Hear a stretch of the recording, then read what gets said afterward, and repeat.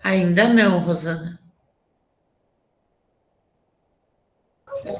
Obrigada, Manuela. É que eu entrei, como tava fechado, tudo fechado, eu fiquei, não sabia se meu computador que tava com pane ou se a aula não tinha começado ainda. Eu também pensei, estava preocupada, já ia perguntar.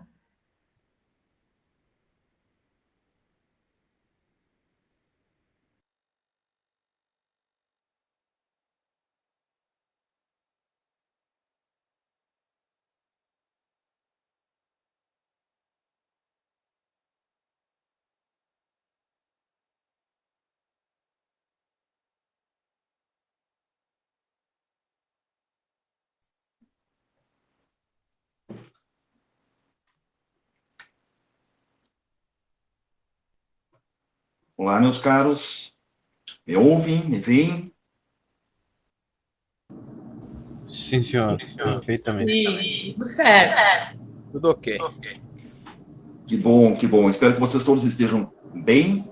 Prazer revê-los, mesmo que virtualmente, né? Conforme a nossa rotina de aulas síncronas. Ó, a Ilse apareceu ali, isso é muito bom, tá? Lembrem, me refresquem a memória aí, por favor, tá? Se possível, apareçam. Eu estou conseguindo lembrar de todos vocês, mas é sempre bom, assim, ter essa memória recente, assim, mais recente. Gilmar também está na minha tela aqui. Tudo bem, Gilmar? Prazer revê-lo. Bem, professor. Bem, Ilse. Muito bem, minha gente. Manuela apareceu também. Olá, Manuela. Charlene. Olha só, Charlene. Como é que você está, Charlene? Tudo bem? Tudo bem, professor. Tudo muito bem. Melhor agora, Charlene. Bem melhor agora.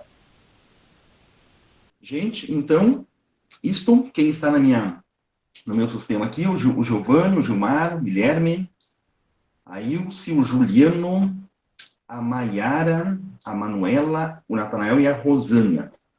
Muito bem, gente. Bom vê-los, tá? Bom vê-las.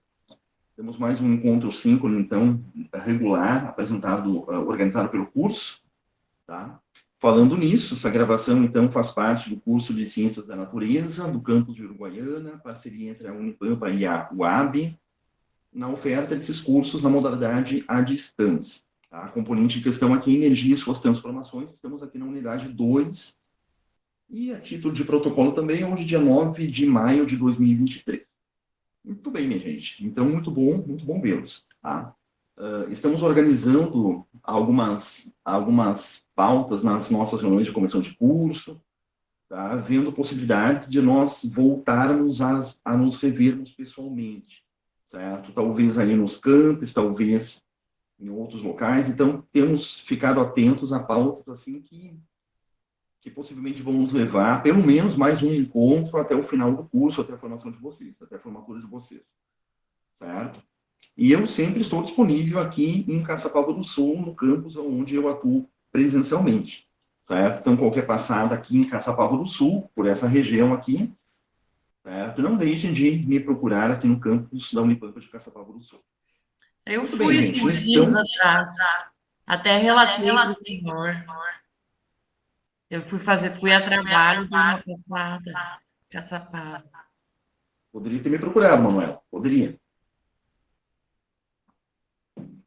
Muito bem, gente. Então, a proposta do nosso encontro de hoje é, num primeiro momento, tá, falarmos sobre as questões relativas à prática pedagógica, certo? Nós estamos nos aproximando aí da unidade 3, né? Possivelmente nós vamos ter apenas mais um encontro ao longo da componente, lá na unidade 3, salvo excepcionalidade, salvo os vídeos que eu venho gravando, né? Enfim, os contatos, assim, mais esporádicos, vamos chamar assim, mas cabe falarmos sobre a prática pedagógica, que vocês perceberam que está um pouco diferente nessa componente, tá? Então, esse é o primeiro ponto. Essa diferença, digamos, essa maior exigência da prática pedagógica com relação às atividades que eu pretendo que vocês venham a fazer, tem dois nortes, tá? O primeiro deles é a componente de energia e suas transformações, ter contemplado no PPC do curso 50% da sua carga horária de prática pedagógica. Então, esse é o primeiro diferencial, certo? E o segundo diferencial é que vocês estão, e o segundo ponto, assim, o segundo ponto importante, que justifica nós termos maior exigência da prática pedagógica, é que vocês estão se aproximando daqueles momentos mais de prática profissional, aqueles momentos dos estágios, aqueles momentos dos trabalhos de conclusão de curso, onde vocês vão se inclinar a uma linha de pesquisa, a uma produção teórica, sob um cunho acadêmico mais específico da formação de professores. Certo? Metade do curso para o final, a gente começa essas inserções. Então, isso é fundamental que vocês já resolvam algumas lacunas, já preencham algumas lacunas, já percebam algumas deficiências, já notem no que eu posso contribuir com relação àquilo que você está percebendo, lembrando que as discussões que eu tive com vocês aí nos campos, melhor aí nos polos, eu tentei deixar claro que o meu compromisso com vocês é além das componentes específicas da química. Possivelmente eu vou aparecer muito mais em componentes específicas, mas eu tenho uma formação também voltada para a área do ensino. Certo? Então, eu estou plenamente disponível assim, a auxiliá-los com relação a essas discussões. Muito bem, dito isso, tá? Vamos iniciar aqui uma projeção, tá? Deixa eu compartilhar com vocês aqui para a gente fazer uma análise fina com relação àquilo que eu propus para vocês lá no mundo. Então, vamos aqui compartilhar com vocês essa primeira janelinha, que é justamente a unidade 1 lá, atividades, aqui compartilhando. Tá, eu estou dividindo minha tela aqui de modo que eu consigo vê-los ao mesmo tempo. Tá? Deixa eu só me desfixar aqui da página principal. Ok, feito isso.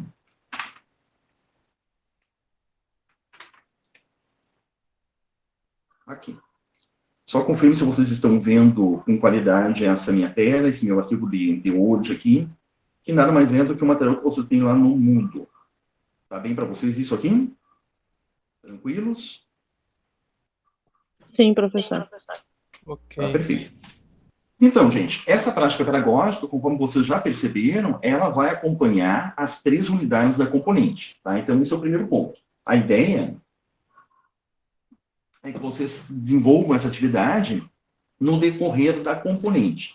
Eventualmente, começar nos primeiros, alguns de vocês já começaram, eventualmente não, mas é uma questão importante, assim, de se atentar.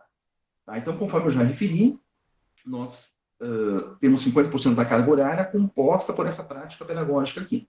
Lembrando que essa prática pedagógica, a ideia da prática pedagógica que perpassa todos os cursos de licenciatura do país, com uma carga horária mínima de 400 horas ao longo de todo o curso, a ideia dessa carga horária é que nós façamos diálogos, desenvolvamos atividades, tenhamos uma atenção muito particular à prática da sala de aula. Então, nós vamos pensar estratégias de ensino, propostas metodológicas, planejamento de aulas, estruturas de ensino, que tenham efetivamente um vínculo concreto com o ambiente profissional. Então, esse é o ponto da questão. Tá? O que eu propus aqui? No primeiro ponto, aqui eu mostrei para vocês que eu estou propondo um plano de aula, tá? Eu propus um plano de aula, eu quero que vocês desenvolvam um plano de aula ao longo dessa nossa componente, tá? Deixa eu dar um zoom aqui. E esse plano de aula, ele tem um objeto de conhecimento aberto, tá? De livre escolha de vocês. Ou seja, um objeto de conhecimento voltado lá para a unidade 1, por exemplo, onde nós trabalhamos fortemente a termoquímica, a unidade 2, que tem um vínculo central à cinética química, a unidade 3, a eletroquímica.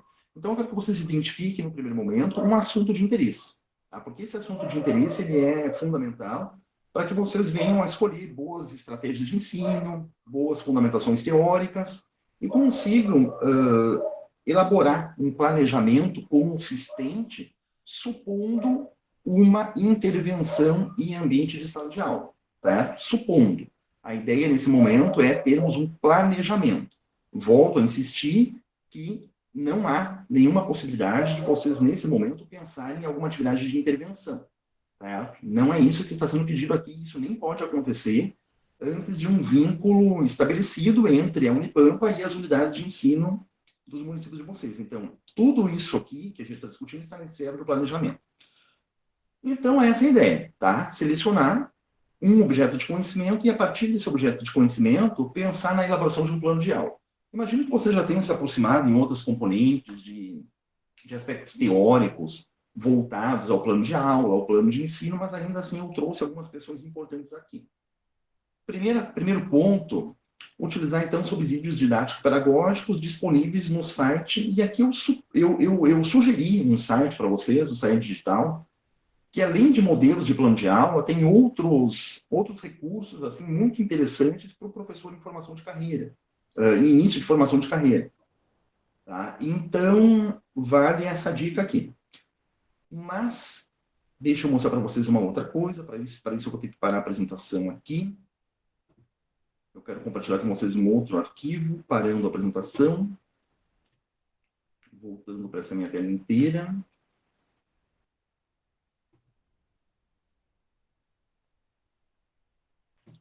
Aqui. Então, deixa eu compartilhar com vocês um outro arquivo. Eu vou colocar no Moodle um template, tá, de um plano de aula onde vocês vão estar bastante seguros, assim, que ele contempla todas as sessões, os elementos, assim, necessários para um bom planejamento de uma aula, tá? Ou de um plano de ensino, também poderia ser mencionado. Diferença entre plano de aula e plano de ensino, tá? Isso diverge na literatura. Alguns autores até apontam como sinônimos. Eu considero que um plano de aula ele tem uma pontualidade mais específica. Normalmente, um plano de ensino ele é composto por vários planos de aula, certo? Mas isso é divergente na literatura. Mas eu estou chamando de plano de aula não necessariamente o planejamento de uma intervenção. A ideia é que vocês pensem, por exemplo, eu vou utilizar do objeto de conhecimento termoquímica. Tá, perfeito. Termoquímica é um capítulo amplo. Então, vamos pensar termoquímica, processos exotérmicos, endotérmicos e entalpia de combustão. Então, perfeito. Determinei quais serão os meus objetos de conhecimento. Agora nós vamos pensar um encadeamento de ações que poderiam ser qualificadas para desenvolver esse assunto junto com os alunos da educação básica. Qual é a carga horária disso? Aí vai depender do encadeamento que vocês fizerem. Eu posso pensar, por exemplo, que uma carga horária de 6 horas, de 8 horas, seria uma boa carga horária para você desenvolver lá na educação básica esse objeto de conhecimento, termoquímica, processos exo, endo e entalpia de combustão. Tá? Então, esse é o ponto da questão. Tá? Eu estou chamando de plano de aula não necessariamente uma aula, mas um ciclo de intervenções, que poderia também ter sido chamado de plano de ensino. Tudo bem, deixem-me então compartilhar aqui com vocês. Deixa eu compartilhar a tela inteira, que fica mais fácil para mim. Tá? Cancelo.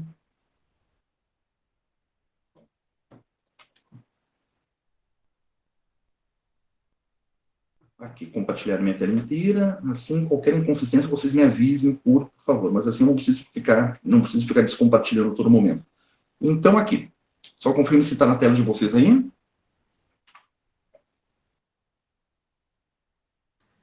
Tá aparecendo aqui.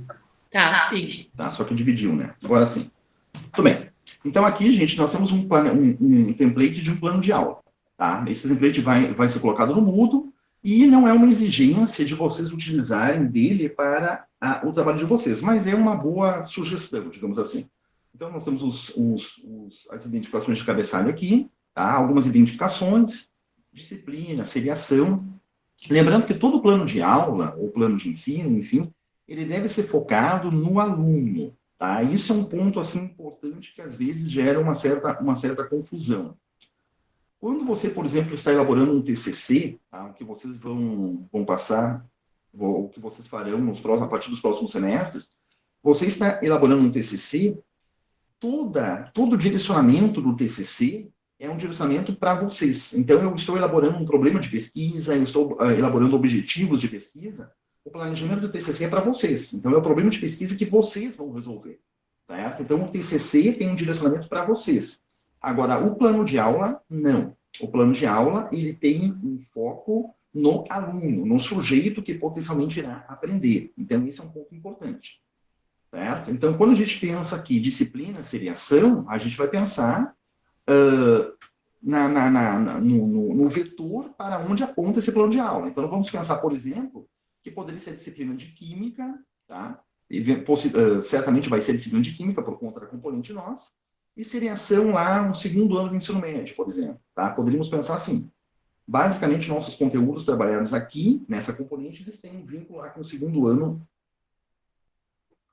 do ensino médio. Muito bem, carga horária. Qual é a carga horária que eu pretendo compactar nesse meu plano de aula, ou que eu pretendo que esse plano de aula seja compactado? Vamos supor 6 horas, vamos supor 8 horas. Depende muito das propostas que vocês têm a nível de objeto de conhecimento. Dos planejamentos, você vai planejar, por exemplo, uma exposição teórica, você vai planejar, por exemplo, desenvolver uma experimentação junto aos alunos, você, por exemplo, poderia solicitar que os alunos desenvolvessem uma pesquisa extra-classe para trazer numa aula seguinte os resultados dessa pesquisa. Então, é todo um planejamento que vai ter uma relação direta com os objetos de conhecimento selecionados por vocês. Tá? O acadêmico e a data. A data pode ser a data que vocês irão entregar, que vocês irão postar o plano de aula. Muito bem, então aqui, com relação às especificidades do template, tá? Algumas informações de protocolo, de praxe, plano de aula, número tal, tá? Coloque ali, por exemplo, número 1. Tá? Se vocês quiserem fazer um processo diferente, por exemplo, planejar 6 aulas, integrando esse conjunto aqui, vocês poderiam colocar aqui aula número 1, a aula número 6. Então, fique bem à vontade aqui quanto a isso. Normalmente, se você confere um título a esse plano de aula, tá? Então, por exemplo, ensino de princípios da termoquímica tendo em vista processos ESO e ENO. Esse poderia ser um título específico àquilo que você pretende fazer. Tá? Objetivos, que é uma seção importante do plano de aula, aqui volto a insistir. Objetivos voltados para o aluno, para o estudante. Então, ao término dessas intervenções, tá? Potenciais intervenções, o que eu espero que o aluno alcance? Desenvolva conhecimento sobre termoquímica, possua habilidades de manipular determinados objetos em laboratório, por exemplo, seja capaz de fazer transposições didáticas envolvendo exemplos da termoquímica com aspectos do cotidiano. Então, os objetivos voltados para o aluno, que eu espero que o aluno seja capaz de fazer, de cumprir, ao final desse período de intervenções. Conteúdos, aqui os conteúdos específicos, tá? Nenhuma descrição, certo? Apenas os tópicos dos conteúdos, entalpia, processos exotérmicos, processos endotérmicos, entalpia de combustão, tá? Esse tipo de perspectiva. Ações de ensino, tá? Aqui sim, ações de ensino e metodologia. Esse aqui, tá? Vamos destacar aqui em vermelho, é o ponto principal do plano de aula de vocês. Por quê? Aqui nós vamos trabalhar uma descrição das ações e o que eu pretendo desenvolver, o modo pelo qual eu pretendo levar, eu pretendo propor. Lembrando que é potencialmente, virtualmente, eu pretendo propor essas ações. Certo? Então, por exemplo, num primeiro momento, você vai, em 1 hora, propor um reconhecimento da turma. Tá? Então, um reconhecimento da turma, uma identificação de conhecimentos prévios, uma apresentação introdutória do assunto. Okay? Num segundo momento, você poderia, por exemplo, pensar em uma exposição dialogada com os alunos, uma aula expositiva dialogada junto aos alunos. Para essa aula expositiva dialogada, você pensou em apresentar, junto aos alunos, uma sequência de slides. Poderia ser assim. Nesse sentido, tragam os slides para cá. Tá? Tragam os slides, tragam como figuras, tragam como apêndice, não importa, mas os slides têm que aparecer. Toda a ação pretendida aparece aqui, e todos os objetos de conhecimento, junto com a metodologia pretendida, também aparecem nesse campo aqui. Então, nesse campo, nós podemos pensar que nós temos uma sequência didática, tanto das estratégias de intervenção, como dos conteúdos que subjazem a essas estratégias de intervenção. Então, esse é o ponto principal. Esse arquivo de vocês aqui, nessa seção, as ações de ensino e metodologia, tá? Nessa seção aqui vocês vão ter algumas páginas. Certamente, aí vocês vão ter algumas páginas nessa seção. Tá? Porque é a seção, digamos, mais mais descritiva do plano. Os demais pontos são pontos mais objetivos, mais pontuais. Aqui não, aqui nós temos, então, o plano de aula propriamente dito. Ok? E, por fim, os 3 últimos tópicos, tá? Que também são protocolares. Avaliação do processo de ensino-aprendizagem. É importante que, em um dos momentos, pelo menos, previstos aqui em cima, vocês ofereçam condições para que o aluno demonstre possibilidades de aprendizagem. Se o aluno demonstre se foi significativo, se não foi significativo, ou seja, qual foi o alcance que você teve nas ações que você propôs na aprendizagem desse sujeito. Então, por exemplo, se eu tenho aqui as ações de ensino, tá, segmentadas por um primeiro momento, um segundo momento, e assim por diante, um terceiro, um quarto, um quinto, um sexto momento, é importante que eu preveja para um desses momentos, que eu preveja o oferecimento de um espaço para que o aluno faça alguma produção ou para que o aluno tenha alguma intervenção importante que eu, como professor, consiga perceber se houve um processo de aprendizagem de cunho significativo. Muitas vezes nós, professores, principalmente os professores em começo de carreira, na verdade, eu já fiz muito isso, os professores imaginam que uma aula com qualidade é aquela aula que o professor utiliza 100% do espaço-tempo disponível. Ou seja, isso se escancarou agora no modelo virtual. Você, no modelo virtual, eu até entendo que você, como professor, você muito vai utilizar esse tempo. Agora, na sala de aula, as coisas não são bem assim. Na sala de aula, você, como professor, precisa abrir espaços para que o aluno reflita, para que o aluno produza, para que o aluno escreva, para que o aluno converse com o professor, para que o aluno questione, porque a mera identificação de uma dúvida requer uma aprendizagem. Não havendo aprendizagem, não há dúvida. E quando o professor preenche todo o seu espaço de sala de aula, muitas vezes isso não é percebido. Tá? Então, volto a insistir. De todos esses momentos aqui, tá? Vamos pensar aqui em variados momentos. Aqui, copiar. Para cá. Para cá, você está pensando no teu planejamento aqui, por exemplo, com 6 momentos importantes, onde cada um desses momentos você pretende não apenas discutir com os alunos um objeto de conhecimento específico, mas você pretende também desenvolver, propor estratégias distintas, intervenções distintas. Então, o teu plano de aula, por exemplo, o teu planejamento, a tua sequência didática é composta por 6 momentos. É importante que, pelo menos em um desses momentos, o aluno tenha oportunidade de demonstrar para o professor alguns indicativos de aprendizagem. Então, isso é algo fundamental que você estabeleça aqui. E esse momento, tá, ele deve ter um reflexo aqui, essa perspectiva da avaliação do processo de aprendizagem. Porque muitas vezes você tem um planejamento, tá, esse planejamento é composto, digamos, por 6 ou 8 intervenções, você protagoniza essas 6 ou 8 intervenções e você não abre um espaço para que você, como professor, consiga ter essas percepções mais particulares. Ok? Por fim, recursos necessários. Aqui são apenas itens, certo? Projeções, recursos audiovisuais, material impresso. Eventualmente, você poderia pensar numa atividade experimental. A termoquímica tem muito esse cunho experimental. Então, você poderia pensar, por exemplo, em alguns recursos experimentais. Tá? Mas é aquilo que você necessariamente precisaria para levar esse planejamento à intervenção. E aqui, por fim, as referências. Certo? Todo objeto de conhecimento que vocês trouxerem para cá, tá? Por exemplo, aqui, esse primeiro momento é só um momento de interações. Tá? Agora, nesse segundo momento, você já inicia, por exemplo, aula expositiva dialogada. Perfeito. Então, se você tem uma aula expositiva dialogada, é porque você pretende, junto aos alunos, discutir alguns conteúdos, alguns objetos de conhecimento. Como você vai fazer isso? Você fará isso em forma de slides? Traga os slides para cá. Você fará isso em forma de um material, um impresso que você pretende potencialmente levar aos alunos? Traga o material impresso para cá. Tá? Aqui tem que estar completinho esse material. Tem que estar completinho aquilo que você pretende. A ideia é que, por exemplo, você elaborou um conjunto de aulas aqui, tá? Por exemplo, 6 aulas, 1 a 6, vocês tivessem condições de, a partir desse plano de aula, efetivamente ministrar essas 6 aulas junto aos alunos de educação básica. Muito bem.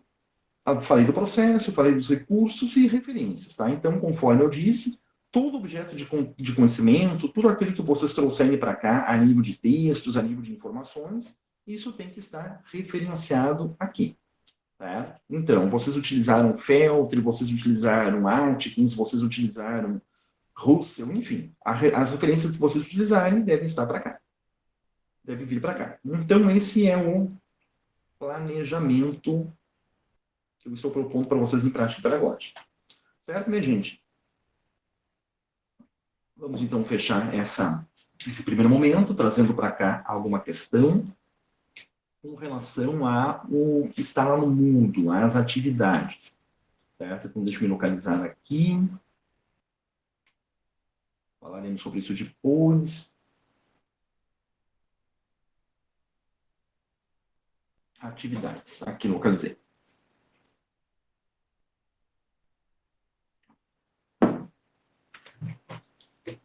Voltando, então, para aquele arquivo inicial. Tá? Aqui nós temos como ponto 1. Utilizar subsídios didático-pedagógicos disponíveis no site. Então, já falamos que você pode utilizar desses recursos, do template que eu trouxe para vocês, de outro plano de aula, de outro modelo de plano de aula, que você já tem desenvolvido junto a outra componente, então é indiferente isso, tá? Sem problemas. Só tome cuidado para aqueles elementos ali que são obrigatórios, vamos chamar assim, em plano de aula, eles estejam contemplados. Então, ponto 2, elabore uma proposta execuível para um período de aproximadamente 6 horas aula. Então, eu fiz uma sugestão aqui. Para esse plano de aula não ficar muito sintético, tá? Muito encurtado, e também não ficar muito alongado, não ficar muito extenso. Então, vamos pensar que um determinado objeto de conhecimento da termoquímica, da eletroquímica, na cinética química, ele não seria desenvolvido por um período superior a 6 horas, 8 horas, aproximadamente isso. Certo? Muito bem. O ponto 3, planeje metodologias, estratégias, objetos de intervenção diversificados. Tá? Abordagem expositiva dialogada é uma possibilidade, experimentação, mapas conceituais, resolução de problemas. Então, nós temos uma série de estratégias de ensino, vamos considerá-las assim, tá? Dentre essas e variadas outras. Então, é importante que você tenha um planejamento que contemple algumas dessas estratégias. O que possivelmente não seria uma aula adequada. Você, por exemplo, desenvolveu um determinado assunto da química, onde você faz uma abordagem linear aos alunos, homogênea, com relação àquilo que está sendo proposto. Você abre um capítulo de um livro, você começa a produzir uma leitura junto aos alunos em sala de aula, e assim você discorre por todo o capítulo. Isso não é uma abordagem que possa ser considerada qualificada no primeiro momento. Por quê? Nós temos vários assuntos na química que são amplamente ricos para você fazer intervenções diversificadas. Certo? Um ponto importante se recuperar das minhas intervenções aí junto a vocês, meu contato com vocês. Eu, mais uma vez, mencionei que o aluno ele não aprende pela voz do professor. Um sujeito ele não aprende pelo outro. E essa aprendizagem ela é psicológica, ela é natural, ela é idiosincrática, ela pertence ao sujeito aprendiz. Isso significa, em suma, que as pessoas aprendem de modo diferente. Pois bem, se as pessoas aprendem de modo diferente, é mais do que compreensível que as estratégias de ensino também tenham que ser diferentes. Porque se eu desenvolvo uma única estratégia de ensino, eu estou privilegiando sujeitos que têm facilidade por aprender a partir de uma determinada abordagem. Certo? Então, são questões assim importantes que não valem apenas para esse planejamento aqui, mas valem para a vida profissional de vocês, sem nenhuma dúvida.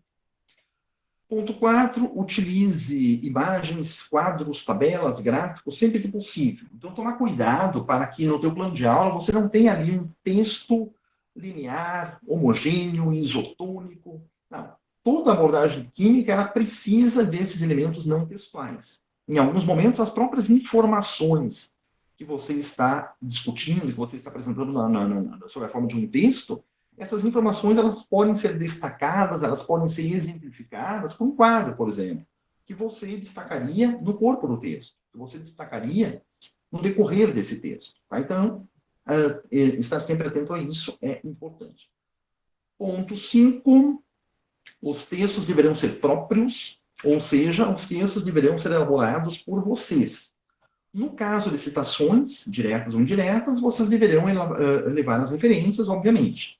Certo? Então, sempre que vocês estão produzindo um plano de aula, produzindo um plano de ensino, é importante que vocês desenvolvam uma descrição própria, vocês desenvolvam uma forma de escrita própria, tá? A partir do entendimento de vocês com relação a determinados objetos de conhecimento.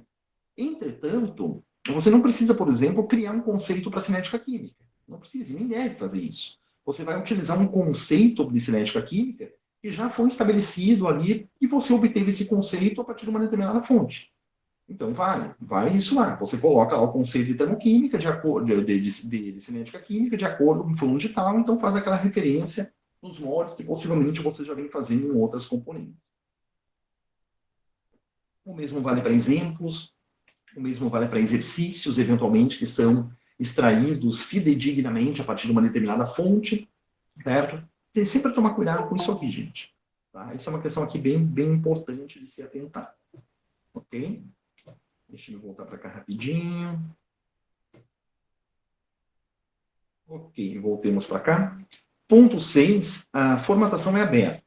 Tá? Então, não é minha preocupação nesse primeiro momento. Então, número de laudas, fontes, espaçamento, mas tomem cuidado aqui com a apresentação estética. Tá? Então, formatem o texto, certo? Justifiquem, utilizem mesmo padrão de letras. Então, a questão estética ela é importante e ela é importantíssima para todo o material de intervenção do professor. Qualquer apresentação, qualquer planejamento, qualquer disponibilidade de material para os alunos, o acabamento, a estética tem que ter recursos, porque até tem algumas pesquisas muito fortes com relação a isso, que apontam para esse caminho, que a qualidade da apresentação ela exerce um efeito muito importante na perspectiva da aprendizagem. Então, uma aula elaborada, digamos, sem um zelo, sem um determinado cuidado, às vezes um texto com uma única cor de fonte, onde você não destaca nenhuma informação, nenhum elemento, isso muitas vezes vai prejudicar a perspectiva da aprendizagem. Tá?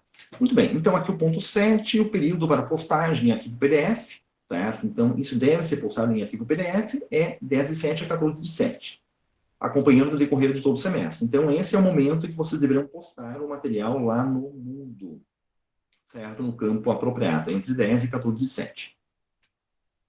E aqui já precisamos falar um pouquinho sobre a atividade avaliativa. Aí a gente já pode condensar os pontos 8, 9 e 10. Então, esse é um ponto importante. Deixa eu voltar para cá para observar vocês. Gente, a questão avaliativa, tá? Tomem muito cuidado com isso, porque eu não quero, tá? A proposta não é, eventualmente, gerar uma reprovação por conta do não cumprimento da atividade ou do cumprimento da atividade de modo insatisfatório.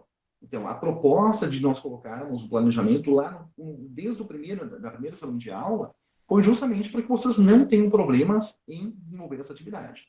Tá? Então, essa atividade, vocês devem entender, como nesse momento, como obrigatória a nível de aprovação da componente. Okay? Por quê? Por uma relação muito simples, porque essa atividade ela irá substituir obrigatoriamente uma das 3 notas que vocês obtiveram nas atividades avaliativas anteriores a ela. Certo? Então, vocês desenvolveram uma atividade avaliativa 1, 2 e 3 nos padrões que você já vem fazendo. Okay? Aquela nota mais baixa será substituída pela nota do plano de aula, do plano de ensino. Ok? E isso é obrigatório. Ou seja, você eventualmente não entregou o plano de aula, você não entregou esse trabalho compondo a prática pedagógica, tá? Então você vai ter a nota 0 atribuída. Tá? O que vai acontecer? Eu vou pegar essa nota 0 e vou substituir essa nota 0 por uma daquelas atividades que foram feitas inicialmente. Tá claro isso para vocês? Tá? A ideia é que vocês não tenham opção, nesse momento, em elaborar atividade ou não elaborar. Visto que nós precisamos desenvolver com qualidade as práticas pedagógicas que estão previstas no âmbito do curso. Eventualmente, até alguns de vocês não fizeram a primeira primeira atividade avaliativa. Aí eu recebi 2 ou 3 contatos assim, de justificativas de um determinado aluno, de um discente que não fez por uma determinada razão, perdeu o período, assim, mas não entregou a atividade avaliativa 1. Nenhum problema quanto a isso. Por que nenhum problema quanto a isso? Porque desenvolvendo a atividade avaliativa 2, 3 e elaborando o plano de aula, o que vai acontecer? O plano de aula ele vai substituir a nota mais baixa, que é a nota 0 naquele não cumprimento da atividade. Então, tranquilo. Ao final do processo, eu farei a média para chegar na nota final a partir de 3 valores. Apenas 3 valores. Onde desses 3 valores, obrigatoriamente, um deles será o plano de aula. Ok? Então, eu espero que a partir dessa gravação aqui esteja muito claro essa minha proposta aqui. Que, digamos, intencionalmente, eu estou sendo positivista no sentido de obrigá-los a cumprir essa atividade. O que eu faria presencialmente também, gente. Algumas atividades, elas não são negociáveis. Certo? E a gente chegou num ponto, assim, já passamos por outras práticas pedagógicas, mas agora, com essa carga horária alongada, nós chegamos num ponto de cumprir efetivamente essa prática pedagógica, tendo essa preocupação lá com o ambiente de ensino. Muito bem, a Maiara apareceu aqui na minha tela também. Olá, Maiara. E é isso, minha gente, tá? Estamos conversando sobre esse primeiro ponto. Deixa eu ver se eu tenho mais alguma discussão para fazer para vocês com relação à atividade solicitada, não sendo... Bom, isso aqui que eu já falei e volto a repetir, tá? Nenhuma intervenção. Tá? Eu até vou tornar essa sentença assim mais impactante. Não sendo necessárias intervenções, não sendo permitidas intervenções. Certo? Nenhuma intervenção é permitida nesse momento. Eu quero desenvolver um trabalho, já vou aproveitar isso, eu tenho um contato com a minha tia, que ministra uma aula lá, que tem uma turma tal, vou desenvolver alguma atividade lá naquela turma? Não. Tá? Categoricamente não. Nós precisamos de um convênio para qualquer atividade ser levada a uma determinada escola. Então, isso é um planejamento. Um planejamento que, sim, aí sim, nós poderemos, mais à frente, no âmbito de um TCC, no âmbito de um estágio, mais à frente, recuperá-lo. E esse é um dos propósitos de fazer isso também. Até naqueles pontos ali sobre avaliação ainda, vocês devem ter percebido que eu mencionei que nós não vamos agora, nesse momento, fazer uma avaliação rigorosa desse plano de aula de vocês. Eu não vou fazer. Tá? Eu irei avaliar o plano de aula. Então, as notas do plano de aula serão 0, serão 5 ou serão 10. Tá? Melhor dizendo, será 0, será 5 ou será 10. Tendo em vista esses critérios aqui. Certo? Sendo assim, vamos entender que esse plano de aula que vocês estão elaborando agora, ele presta contas para a minha componente, tá? Mas a gente pode pensar, e possivelmente vamos fazer isso mais à frente, onde nós iremos possivelmente recuperar esse plano de aula para que a gente consiga, digamos, pensar daqui a pouco um estágio, pensar daqui a pouco um TCC, onde as intervenções acontecerão. Então, você já tem aquele planejamento. O planejamento já foi corrigido, já foi revisado. Nenhum problema de você, por exemplo, pegar esse planejamento, fazer as adaptações necessárias, levar para o teu TCC e fazer uma análise em função disso. Tá? Mas, nesse momento, eu irei atribuir nota 0 caso o plano de aula não tenha sido entregue, tá? Ou tenha sido entregue completamente desassociado das diretrizes propostas, como plágio, por exemplo. Tá? Você plagiou o plano de aula, você vai obter nota 0, obviamente. Uma nota será 5, no caso de um plano de aula bastante insatisfatório, um plano de aula ainda carente de alguns elementos, ou a nota será 10. No sentido de um plano de aula que não é perfeito, eu não quero que vocês considerem essa nota 10 como perfeição, mas uma nota 10 de um plano de aula que contempla um plano de aula que foi elaborado por um entendimento claro de suas diretrizes e por um comprometimento que a gente consegue perceber de maneira muito natural de quem desenvolveu o trabalho, de quem elaborou o trabalho. Certo? Então, essa é a nossa ideia para fecharmos essa questão do plano de aula. Muito bem, ficamos quase que 1 hora falando sobre isso, então retome a gravação. Essa gravação vai ser importante também para que eu dispare lá o aviso no mudo de que, eventualmente, aqueles que não estão aqui estão ali completamente munidos de todas as informações que eu virei a avaliar lá ao final da componente. Gente, antes de mudarmos o disco, certo? Alguma pergunta, alguma dúvida, alguma inquietação, fica à vontade.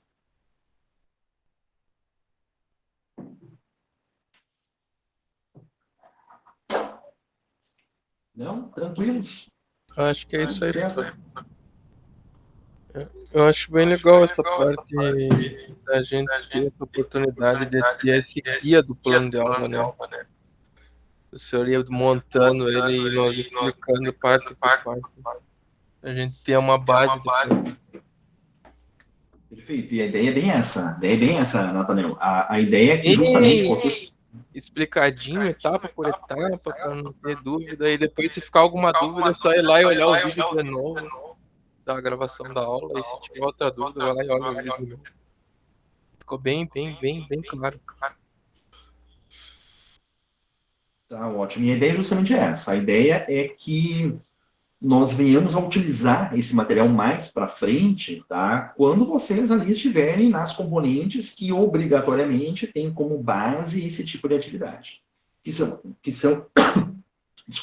que são as componentes voltadas ao TCC e voltadas ao estágio curricular obrigatório. Certo? Aí vocês já tiveram, digamos, uma primeira aproximação com relação a esse tipo de atividade. E também, eu estou plenamente disponível, tá? Joguem isso no fórum de dúvidas lá.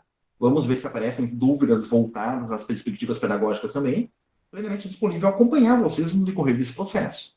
Certo? E também ao final, né? Ao final, conforme eu disse, eu não farei a avaliação qualitativa desse plano de aula de vocês no âmbito desta componente.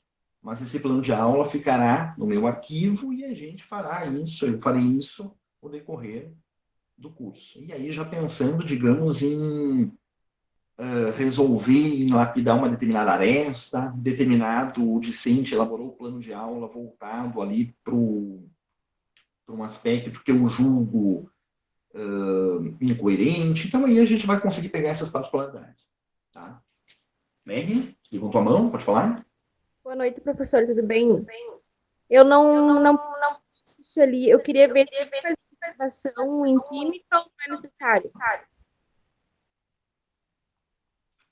Meg, eu vou pedir para você repetir a pergunta, tá? Cortou para mim aqui. Teria que fazer alguma observação na sala de aula ou não de aula?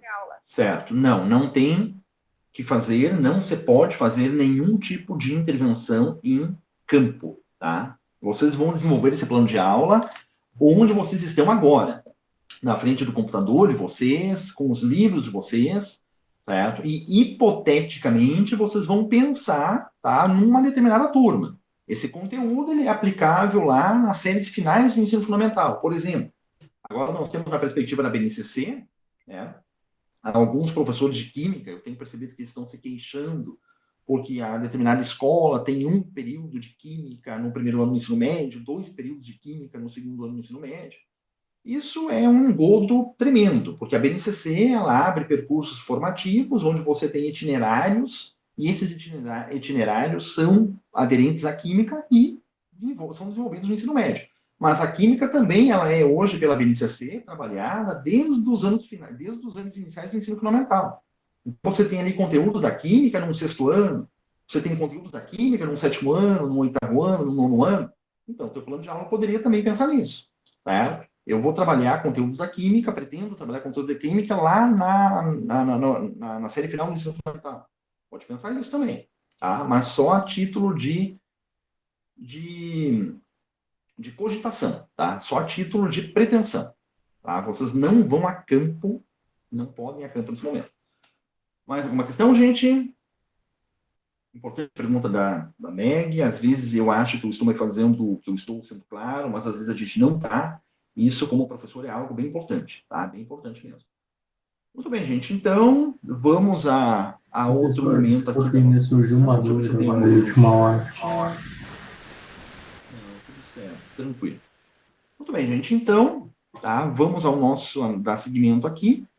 Professor, onde vocês, com qualquer dúvida, assim, caso não queiram me perguntar, caso não queiram colocar ali em fórum de dúvida, vocês têm esse vídeo aqui para rever, né? Mas eu volto a insistir. Está elaborando o plano de aula ali, está com dúvida sobre o assunto, leu uma determinada fonte, um artigo, um autor, o autor trouxe um argumento que você ficou confuso com relação às correspondências entre o que você sabia, o que você já fez no curso, o que eu solicitei e a referência bibliográfica, traz a pergunta para cá. Gilmar? Levantou a mão, Gilmar? Já baixou? Tudo bem? o senhor está me escutando? Mais ou menos, Gilmar, mais ou menos, pode falar. Não, minha dúvida é a seguinte, se a gente citar no plano de aula ali, por exemplo, vai fazer uma avaliação escrita, temos que colocar também, anexar ali no plano de aula, é isso? Sim. Sim. Tá? Todo o material pretendido a ser levado à sala de aula, ele deve aparecer. Um dos instrumentos de avaliação pode ser uma prova teórica. Tá? Uma prova teórica talvez seja um instrumento de avaliação mais corriqueiro.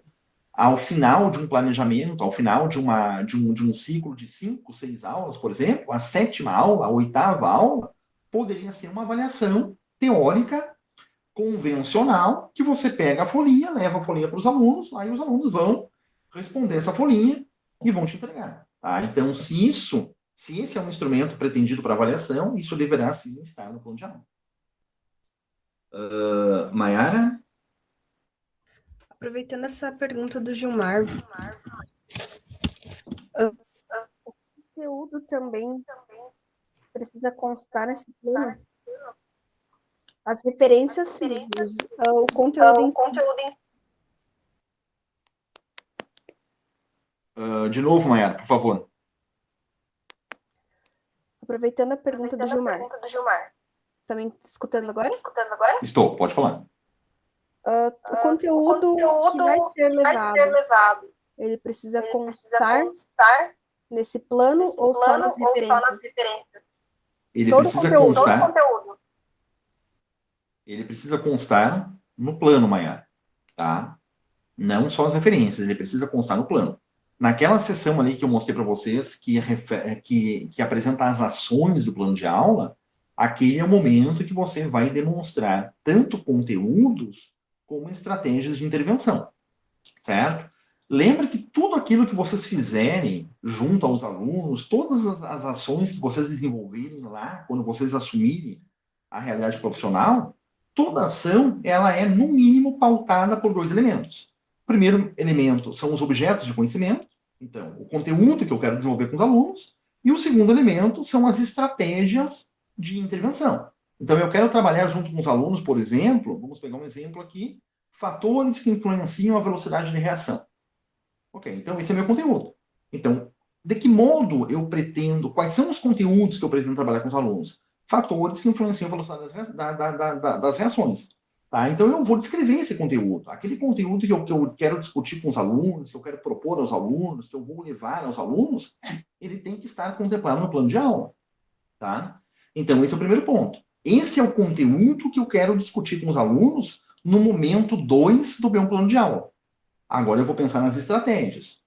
Como eu pretendo fazer isso? Eu pretendo fazer isso, por exemplo, distribuindo para os alunos um material impresso, fazendo uma leitura junto com os alunos em sala de aula. É uma estratégia. Uma outra estratégia poderia ser, por exemplo, fazer uma projeção do conteúdo. Eu tenho esse conteúdo em um arquivo de Word, por exemplo, e lá na sala de aula eu faço uma projeção desse arquivo de Word, e a partir dessa projeção eu vou fazendo anotações, eu vou ali fazendo tomadas de excertos para explicar no quadro, tá? Mas eu tenho conteúdo que é o plano de fundo da minha intervenção. Certo? Eu tenho conteúdo e eu tenho a intervenção. As duas coisas têm que estar contempladas no plano de aula. Mas é nessa hora que você menciona que não pode ser plágio, que não pode copiar os conteúdos. Não pode copiar alguns você precisará copiar, Maiara, tá? Como eu disse, você não vai criar conceitos, você normalmente não vai criar exercícios, alguns até vai criar, mas em alguns momentos não. Quando você utilizar de exemplos concretos, quando você utilizar de exercícios já existentes, você vai citar referência. Tá? Em alguns momentos, você vai se permitir, sim, fazer algumas associações, você vai se permitir, como Maiara, em formação inicial de professores, se permitir fazer uma abordagem, fazer uma criação de uma determinada relação, fazer uma associação ao cotidiano. Mas, em alguns momentos, não. Você vai falar, por exemplo, quais são os fatores que influenciam a velocidade de uma reação? Os fatores que influenciam são esses. Então, você utilizou dessas informações a partir de um determinado livro. Então, você faz a referência, você faz a citação. Tá? Então, esse é o ponto que você tem que tomar cuidado. Ok? Te permitir, em alguns momentos, criar, alguns momentos escrever, mas talvez na maior parte do texto que vocês têm no plano de aula, ele tenha referências. E normalmente vai ser assim no começo de carreira. Eu vou pedir licença para os Natanael? colegas. Natanael, só porque está bem no contexto que o professor está falando, para ver se eu entendi também, talvez auxiliar os colegas. Eu posso, por exemplo, nos conteúdos, eu decidi usar o Felter, e uma aula de um conteúdo específico lá, eu decidi usar 2 páginas do livro. Eu posso fazer cópia de 2 páginas desse livro e inserir lá no meu planejamento, cito a fonte, porém, eu não preciso necessariamente desenvolver escrita de produção própria minha. Era essa a dúvida. Eu só queria pedir Isso. para o professor tirar a edição da tela. É difícil entender o colega.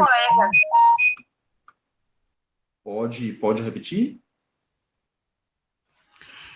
Talvez seria que desligar a reprodução suportada da tela, porque dá eco.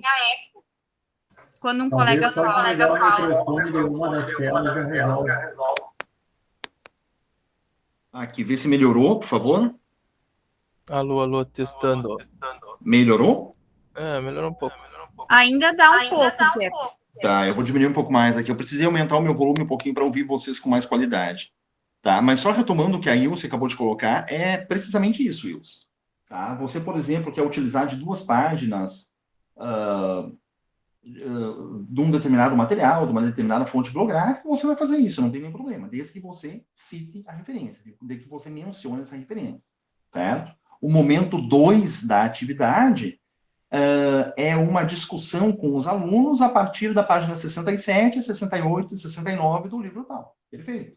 Tá? Eu não gostaria que vocês fizessem isso em todo o planejamento de vocês. Em algum momento, isso é imprescindível. Mas em outros momentos, você consegue, por exemplo, ao final dessas 3, 4 páginas, você consegue, por exemplo, destacar os elementos principais. Você consegue, por exemplo, fazer uma breve síntese do que é importante, efetivamente, dessas 3, 4 páginas. Então, esse é o teu momento de criação. É o momento que você tem liberdade para, por exemplo, numa aula seguinte, nessa aula anterior, eu trabalhei tal qual as 3, 4 páginas do livro tal. Perfeito. Na aula seguinte, vamos aqui propor com os alunos uma atividade que eu me permita extrair desse material os aspectos que eu julgo principais. E aí é o momento da criação. Tá? Não é um plano de aula, por exemplo, rico, se você, por exemplo, no primeiro momento, você traz a página 2 e 3 do livro tal. No segundo momento, você traz a página 5 e 6 do livro tal. No terceiro momento, e assim você sucessivamente faz. Em alguns momentos, você precisa assumir esse protagonismo de ensino, onde você vai identificar, agora eu vou selecionar esses assuntos e eu trabalharei esses assuntos a partir do meu entendimento desse assunto. Certo? Então, são questões assim. Mas é isso.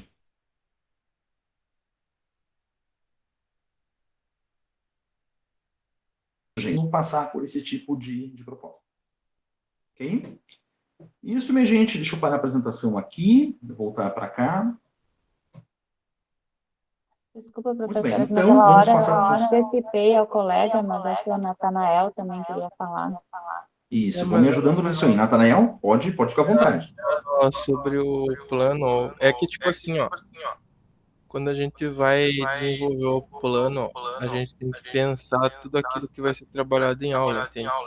Aí a gente vai ter que pegar a referência do que a gente vai usar de material, só que não literalmente. A ideia que o professor está dando é que a gente estude o material, organize com as nossas ideias, colocando ali no plano e citando quando é necessário algum conceito. Inevitavelmente, tu vai ter que pegar algum trecho de algum livro e colocar como citação ali. Por exemplo, se eu quiser também uma atividade prática, fazer um cartaz, eu vou ter que fazer esse cartaz, tirar uma foto e colocar no plano também.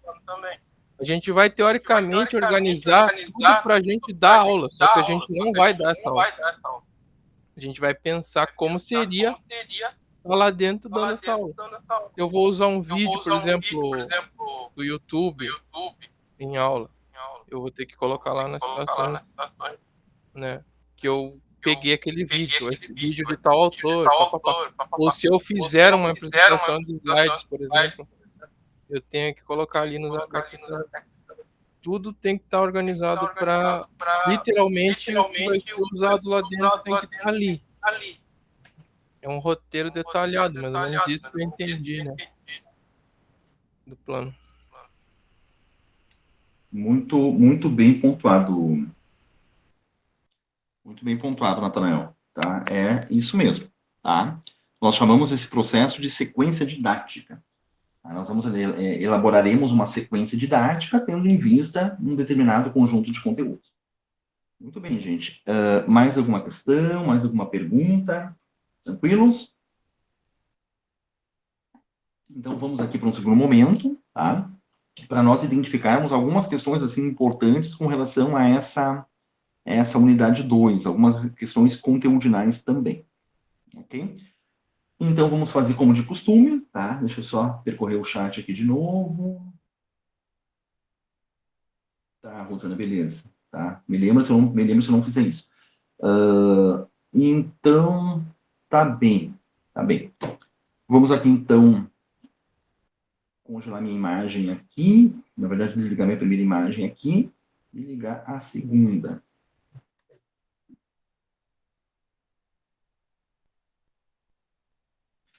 Aqui, fixe, então, essa segunda imagem na tela de vocês. Certo? Hoje, brevemente, nós vamos fazer só uma retomada, assim, de alguma... Imagino que não seja uma retomada, né? Imagino que venha a ser, na verdade, uma seleção de alguns conteúdos, de alguns assuntos que são fundamentais, que são importantes com relação à unidade 2, da nossa componente de energia e suas transformações. Tendo em vista que nós estamos ainda no começo, vamos pensar assim, no começo das intervenções voltadas a essa unidade 2.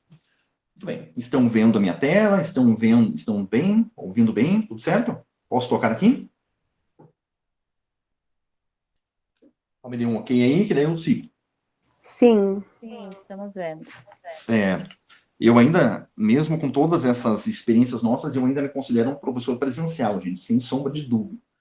Certo? Já aconteceu, assim, períodos de pandemia, assim, de você estar falando, desenvolvendo aulas, atividades, e você daqui a pouco perceber que caiu a conexão, isso é desesperador, assim. Certo? Mas vamos fazendo o melhor possível, assim. Feito isso, vamos lá, então. Se na unidade 1, nós tivemos como conteúdo central a termoquímica, na unidade 2, que é essa unidade presente, nós temos como conteúdo central a cinética química. Tá? E teremos também na unidade 3 a eletroquímica. Então, são esses 3 assuntos assim, que são centrais, que são, podemos chamar de núcleos duros da componente de energia e suas transformações. Entendimentos que vocês precisam desenvolver, que vocês devem desenvolver. Termoquímica, cinética química e eletroquímica. Nessa unidade 2, então, nós temos algumas abordagens com relação à cinética química. Então, vamos colocar para cá. Então, nós temos aqui a cinética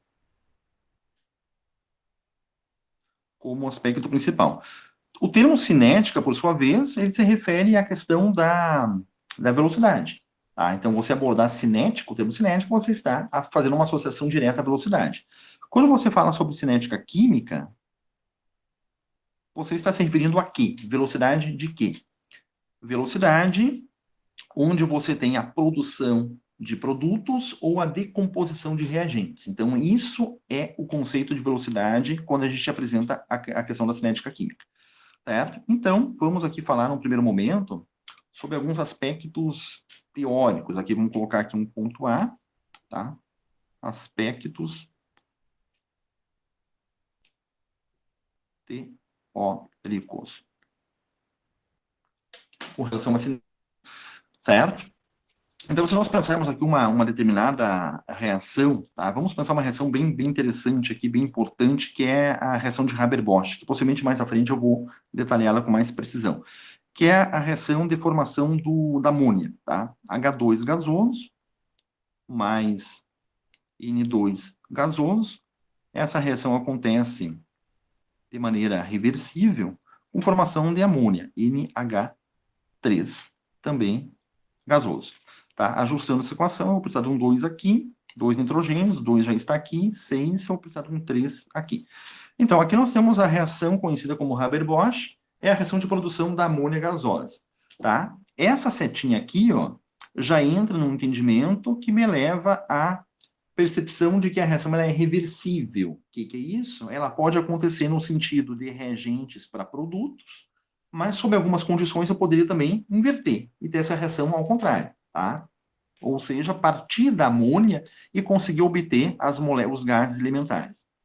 Mas o que eu quero associar aqui? Eu quero associar essa reação com velocidade, com cinética química. Então, o que é cinética química? É a velocidade de quê?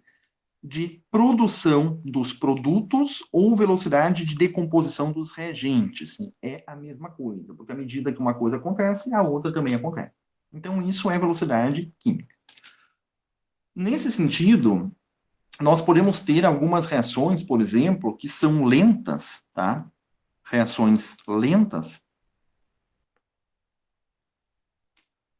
reações moderadas e reações rápidas, ou até instantâneas, de acordo com algumas fontes. Tá? Uma reação lenta, por exemplo, a gente poderia entender como a formação do petróleo. Ou seja, aqueles compostos, todos aqueles hidrocarbonetos que nós trabalhamos na componente lá de compostos orgânicos, metano, CH4, etano, C2H6 e uma variada gama de hidrocarbonetos são obtidos a partir do petróleo, naturalmente a partir do petróleo. E esses hidrocarbonetos são formados por reações extremamente lentas, que às vezes levam milhares de anos, tendo em vista a decomposição de organismos vivos, certo? Submetidos a longos períodos e pressões intensas. Então, exemplos de reações muito lentas. Reações moderadas são aquelas que naturalmente nós estamos mais habituados, tá? Por exemplo, uma reação de neutralização, HCl mais NaOH, com formação de cloreto de sódio mais água, é uma reação que a gente considera moderada, uma reação que acontece em laboratório a tempo para a gente conseguir perceber e visualizar. E uma reação rápida ou instantânea, nós podemos pensar, por exemplo, os processos de detonação, os processos explosivos. São reações que têm uma velocidade muito rápida e normalmente elas são acompanhadas por uma liberação de ampla energia. Tá? Um exemplo que me ocorre agora é o TNT. Tá? O TNT, o trinitrotolueno. Então, aqui nós temos o tolueno, tá? CH3, NO2 e NO2. Esse aqui é o TNT, o trinitrotolueno. Esse sujeito aqui, tá? Ele decompõe-se e, entre outros gases, ele libera o N2 gasoso, certo? E outros subprodutos também. Essa é uma reação extremamente rápida e energética, ou seja, a detonação é um exemplo típico de uma reação que acontece de modo rápido ou até instantâneo, como no caso aqui do TNT. Ok? Então, são questões assim importantes. E assim uma série de outros elementos também. Lembrando que a maior parte das reações trabalhadas em laboratório, elas vão se classificar aqui como reações de natureza moderada. Ok? Dito isso, nós precisamos também lembrar que alguns fatores, tá? Vamos colocar aqui, fatores de interferência na velocidade. A velocidade de uma reação, tá? Alguns fatores são importantes. Normalmente, nós caracterizamos 4 desses fatores. O primeiro é a temperatura.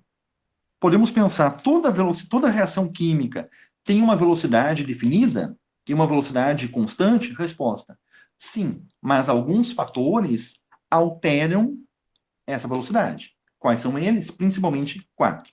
O primeiro deles é a temperatura, tá? E, normalmente, quanto maior é a temperatura, maior é a velocidade da reação. Então, o aumento de temperatura aumenta a velocidade reacional, torna aquela reação mais rápida, ou seja, forma produtos numa taxa de tempo menor. Ou poderíamos dizer também, decompõe reagentes em uma taxa de tempo menor. O segundo fator é a pressão. Tá? E o efeito da pressão é o mesmo, certo? O que é aumentar a pressão? Aumentar a pressão é você reduzir o volume reacional. Você tem uma reação ocorrendo num determinado volume, por exemplo, de 1 metro cúbico. Quando você dobra a pressão nesse sistema, você está reduzindo a metade esse volume. Então, se a reação acontecia em 1 metro cúbico e você dobra a pressão, significa que a reação agora acontece em meio metro cúbico. Então, essa redução da pressão, esse aumento da pressão, também é proporcional à velocidade da reação, por um fator direto de redução de volume. Certo? Nós vamos ver daqui a pouquinho a questão da teoria das colisões, que para que uma reação aconteça, você precisa ter uma colisão entre moléculas. Se você tem uma série de compostos num determinado volume de 1 metro cúbico, tá? Você tem um volume de 1 metro cúbico com determinados compostos, e você, daqui para frente, você diminui esse volume, o que acontece com a frequência de colisões? A frequência de colisões aumenta, certo? Eu costumava dar um exemplo muito típico, assim, um exemplo quase que ingênuo, mas em alguns momentos importantes, lá para os meus alunos da educação básica. Você, por exemplo, pensar na reação química como contato, fazendo uma associação, por exemplo, entre uma sala de aula, tá? Pensa uma sala de aula, onde você remove todas as classes da sala de aula, e você coloca alunos, sujeitos na sala de aula. 10 alunos, por exemplo, na sala de aula. E esses alunos na sala de aula, eles estão vendados. Entenderam o exemplo? O exemplo mental? A sala de aula, na sala de aula não tem nenhum objeto, e nós colocamos 10 alunos, e eles estão todos vendados. Os alunos são os nossos reagentes. E agora, o que eu digo para os alunos? Olha, vocês vão caminhar na sala. Caminhem na sala de aula. Mais ou menos o que acontece com as moléculas. As moléculas caminham, ou seja, se movimentam de maneira aleatória. Os alunos começam a caminhar. E eu fico observando externamente esse processo e cronometrando quantos contatos acontecem entre os alunos. Tá? 1 contato, 2 contatos, 3 contatos. Ao longo de 1 minuto, por exemplo, acontecem 100 contatos. O que acontece? Os contatos são proporcionais às reações químicas. Porque a reação química também precisa de contato entre moléculas. Entenderam esse processo? Ok? Agora eu vou informar para os alunos que nós vamos pegar esse mesmo exemplo mental e vamos dizer para os alunos, olha, vocês não vão mais caminhar na sala de aula, vocês vão correr na sala de aula.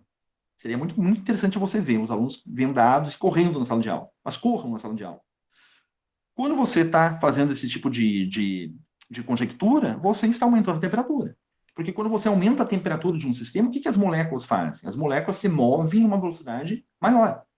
Se movendo a uma velocidade maior, elas têm um número maior de contatos entre si. Proporcionalmente, o número de reações, a reação química vai ser favorecida. Tá? Nesse exemplo, então, se eu tive, por exemplo, com os alunos caminhando em sala de aula, sem contatos em 1 minuto, quando os alunos começam a correr em sala de aula, eu vou ter, digamos, 300 contatos em 1 minuto. O que aconteceu? Aconteceu que eu tenho ali um percentual vamos chamar assim, uma probabilidade de reações químicas maior no segundo exemplo do que no primeiro. Tá? Então, a gente explicou aí a ideia da pressão. Melhor dizendo, da temperatura. A temperatura nada mais é do que você criar um sistema onde as partículas se movam com uma velocidade maior. Se movendo com uma velocidade maior, elas colidem mais entre si, o que leva a uma produção de produtos de maneira mais rápida. Agora, o exemplo mental vale também para a pressão. Se eu tinha minha sala de aula, por exemplo, composta ali por 40 metros quadrados, agora eu vou restringir a metade da sala de aula. Então, agora o ambiente que vai acontecer esse processo é um ambiente de 20 metros quadrados. O que vai acontecer com o número de colisões? O número de colisões vai aumentar ou vai diminuir? Quando eu diminuo o volume racional, o número de colisões ele vai aumentar, porque eu diminuo o espaço disponível para que aqueles reagentes ocupem. Certo? Então, basicamente, a gente consegue entender esse processo aí. Falei para vocês que o exemplo ele era bem ingênuo, mas às vezes ele é interessante, assim, de fazer uma associação com relação a isso. Pressão e temperatura. Muito bem. Outro fator importante, tá? É a superfície de contato. E tudo volta à perspectiva do contato, certo? Para haver uma reação química, é necessário contato. Ou seja, volta, por exemplo, que eu dei para vocês aqui. Essa reação aqui que eu propus, a reação de Haber-Bosch, a reação de formação da amônia. Se eu não tiver contato entre hidrogênio e nitrogênio, não tem reação. Certo? E esse contato eu estou colocando como contato físico. A molécula de hidrogênio tem que interagir, tem que colidir com a molécula de nitrogênio para haver a possibilidade de uma reação química. Certo? Muito bem. Com relação à superfície de contato, é a mesma coisa. Aumentando a superfície de contato, aumenta a velocidade. O que é a superfície de contato? Superfície de contato, você pode fazer uma associação, por exemplo, assim. Você pega, por exemplo, um comprimido um comprimido efervescente, tá? Não quero colocar nenhuma marca aqui. Tá? Um comprimido efervescente ali que te dá uma nutrição de vitamina C, por exemplo. Tá no mercado, isso com 1 grama de vitamina C lá. Primeira coisa importante, comprimido de vitamina C você coloca na água lá. O que acontece? Acontece aquele borbulhamento, aquela efervescência. Tá? Se acontece aquela efervescência, você tem ali uma liberação gasosa. Se tem liberação gasosa, é porque você não está diluindo o comprimido na água, você está produzindo uma reação química. Então, aquele comprimido, ele reage quimicamente com a água, liberando a vitamina C em meio aquoso, que você vai ingerir, e liberando o gás carbônico, que você vai descartar, que o sistema descarta. Tá? Muito bem, agora o que eu vou fazer? Eu vou fazer uma experiência que, ao invés de pegar o comprimido inteiro, eu vou pegar o comprimido e vou macerar esse comprimido. Eu vou pulverizar esse comprimido, vou transformar ele em pó. E eu vou colocar os dois sistemas em contato, eu vou colocar as duas reações. Uma reação com comprimido inteiro, outra reação com comprimido pulverizado. O que acontece? A reação com comprimido inteiro ela é mais lenta. Por quê? Porque eu preciso do contato entre as moléculas que constituem o comprimido, certo? Ou a pastilha, enfim, com a água. E as partículas internas do comprimido não têm esse contato com a água. Agora, quando eu pulverizo esse comprimido, o que acontece? Eu aumento a superfície de contato. Aumentando a superfície de contato, a reação ocorre numa velocidade bem maior. A velocidade aumenta. Tá? Então, esses dois exemplos que eu dei para vocês, o comprimido inteiro e o comprimido pulverizado, a reação no comprimido inteiro vai ser bem mais lenta. Você vai ver esse borbulhamento por um tempo maior. Agora, a reação no comprimido pulverizado, ela é quase que instantânea. Tá? Ela vai liberar todo o gás carbônico que tem que liberar, vai produzir todo o gás carbônico e liberá-lo quase que instantaneamente. Então, a superfície de contato aumenta. Tá? Oxidação. Você tem, por exemplo, um pedaço de metal, uma placa de ferro, e você tem, por exemplo, o Bombril. Tá? Falei uma marca aqui. Você tem ali a palha de aço. O que vai reagir quimicamente mais rápido? Vai reagir quimicamente mais rápido aquele material que tiver maior superfície de contato. Então, se eu tenho, por exemplo, uma placa de ferro e a mesma massa em forma de palha de aço, a palha de aço tem uma superfície de contato muito maior. Então, aí vai ter minha reação mais rápida. E o quarto fator, e o último, que a gente pode caracterizar com relação a esse processo, é a concentração. Tá?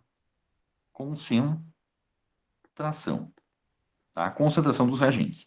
Então, o que acontece aqui? Quanto mais concentrados forem os reagentes, estiverem os reagentes, mais rápida também é a reação.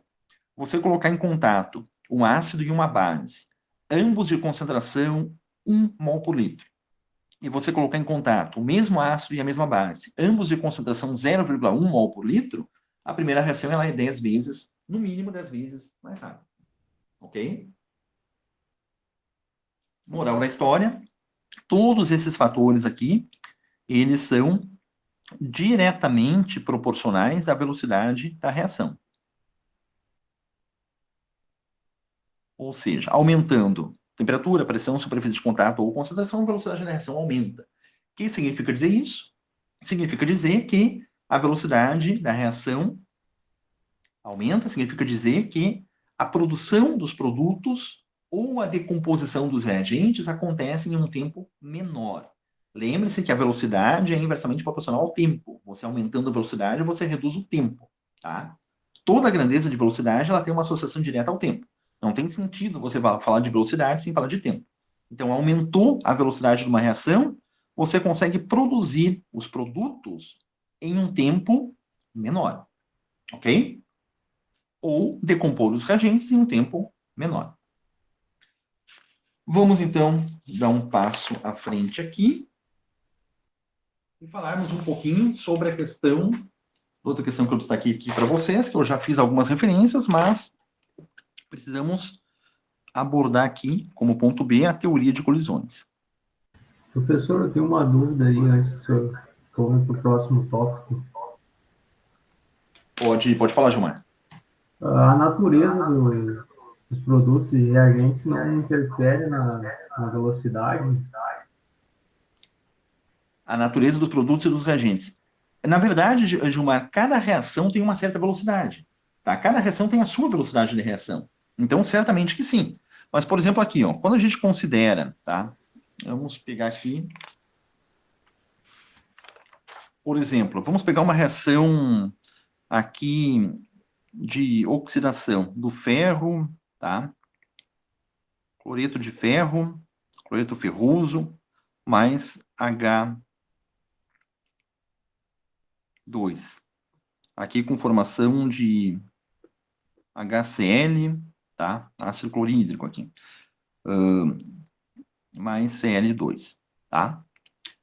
Exemplo aqui, HCl, não. Vou pegar uma outra reação mais lógica aqui, tá? Por exemplo, uma reação de neutralização. HF mais NaOH com formação de NaF mais H2O. Ou seja, essa reação aqui é uma reação de neutralização, ela tem uma certa velocidade, tá? Velocidade igual a, por exemplo, A sobre B, tá? Essa é a velocidade da reação, certo? Essa velocidade A sobre B, ela é propícia, ela é específica dessa velocidade, dessa reação, melhor dizendo. Se eu pegar outra reação, onde eu tenha, por exemplo, ao invés do HF, eu tenha HBr, que é muito similar ao HF, mais NaOH, o que acontece aqui? Acontece que eu vou formar NaBr mais H2O. Essa reação vai ter uma velocidade A sobre C, por exemplo. Ou seja, eu fiz a modificação aqui de um dos reagentes, certo? A minha velocidade mudou. Então, certamente que sim, Gilmar. Cada reação química tem a sua própria velocidade, tem a sua própria lei de velocidade, certo? Então, depende fundamentalmente de reagentes e produtos, tá? Mas aqueles fatores que eu trouxe para vocês aqui, eles são fatores que a gente pode cogitar para cada uma das reações, tá? Por exemplo, se essa reação aqui acontece com velocidade A sobre B e eu aumento a temperatura dessa reação, o que acontece? Esse A sobre B aumenta. Certo? Eu aumento a pressão sobre esse sistema aqui. O A sobre B aumenta. Certo? Mas todas essas discussões têm validade para essa reação que tem a sua velocidade. Certo? Agora, eu tendo uma outra reação, eu tenho uma outra velocidade. Certo? A velocidade das reações, assim como o equilíbrio da reação, ela é proporcional, ela é direta àquela reação. Respondi a tua pergunta, Gilmar? Respondeu sim, obrigado, professor.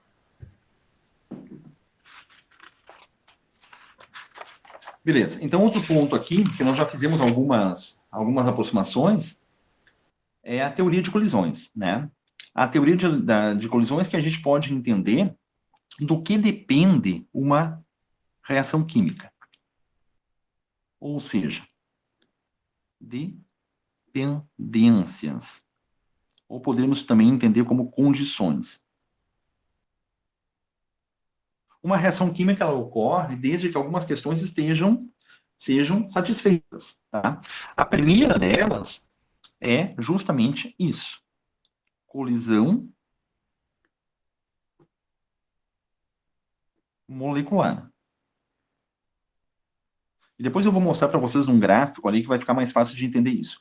Mas a colisão é, especificamente, essa perspectiva de contato físico, contato direto. Se você tem uma reação química, e essa reação química você pretende que aconteça, se você tem uma reação química ocorrendo, é porque você tem contato, você tem colisão. Os reagentes estão em contato. Certo? Ou seja, nós temos um choque mecânico entre dois reagentes.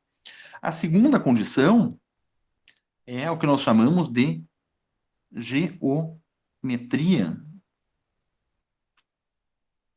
espacial favorável. Eu posso entender que de toda colisão resulta uma reação? Não. A maioria das colisões não resultam em reações, porque elas não se dão numa geometria espacial favorável. Certo? Se eu tenho, por exemplo, uma reação química aqui, tá? Vamos pegar aqui, por exemplo, essa reação característica, HCl mais NaOH. Tá? Uma reação química muito presente no laboratório. O que acontece? Eu preciso de colisão, já entendi isso. Mas qualquer tipo de colisão, não. Uma colisão que me leve a que o cátion do primeiro reagente tenha contato com o ânion do segundo reagente. E vice-versa. O cátion do segundo com o ânion do primeiro. Então, se eu pegar, por exemplo, a molécula de HCl, a dimensão, a geometria espacial da molécula de HCl, uma molécula linear, ela é isso aqui, ó. Por exemplo. Aqui eu tenho o H, tá? Que é um átomo muito pequeno, que tem número atômico 1, e aqui eu tenho o cloro, que é um átomo bem maior, que tem número atômico 17.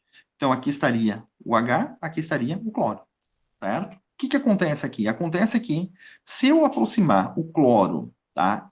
E o cloro eu aproximo do OH, tá? Essa molécula aqui, NaOH, eu tenho, por exemplo, o Na, tá? Vamos colocar aqui o Na e aqui o OH, entendendo toda essa região aqui como OH e essa região aqui como Na.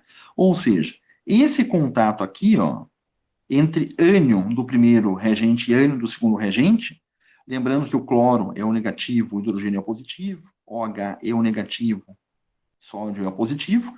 Aqui vocês estão vendo que eu tenho uma colisão que não tem uma geometria favorável, porque essa colisão acontece entre dois ânions. Então, esse tipo de colisão não me leva a uma reação química.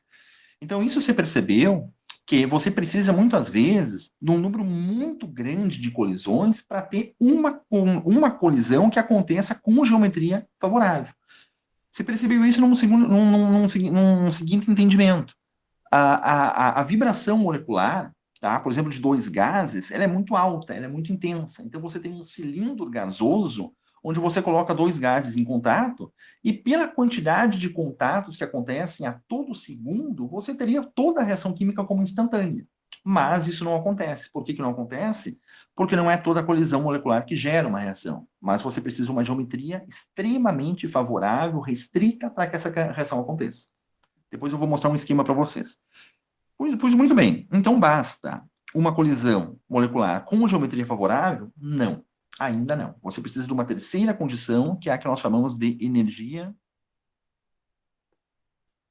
cinética suficiente. Nesse contato entre o hidrogênio e a molécula de hidroxila, e o hidrogênio OH, você precisa que esse contato aconteça com uma energia suficiente para o rompimento das ligações das moléculas originais. Então, essa é a terceira condição que precisa ser satisfeita para que a reação química aconteça. Às vezes, esse contato ele ocorre a partir de uma proximidade muito pequena entre os dois reagentes. Quando dois reagentes colidem em uma proximidade muito pequena, eles não carregam entre si a energia cinética suficiente. Lembrando que a energia cinética é uma energia associada lá à velocidade. Tá? Vamos fazer outra associação aqui. Qual é a diferença de você, por exemplo, espero que nunca aconteça com vocês, de você, por exemplo, colidir um carro contra um muro dirigindo a 40 por hora? ao passo de colidir um carro contra o mesmo muro dirigindo a 80 por hora? A diferença é energia cinética, certo? Quando você dirige um carro a 80 km por hora, você tem uma energia cinética superior.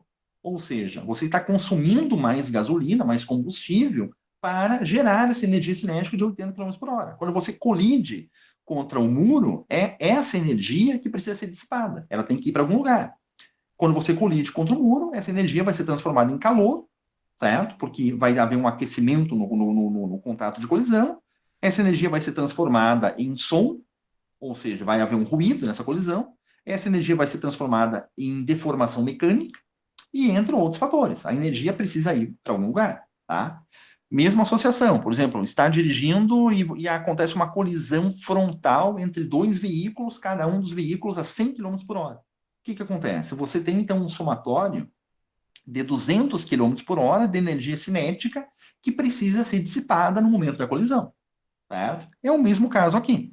Às vezes, a colisão acontece entre moléculas que estão muito próximas uma da outra, ou seja, que transportam uma energia cinética baixa. Então, isso não é suficiente para a ocorrência dessa quebra molecular com formação de uma nova ligação ou de novas ligações químicas. Muito bem. Falarei sobre isso depois no esquema. Tá? E vamos direto ao esquema aqui. Então, deixa eu voltar para a minha tela principal aqui.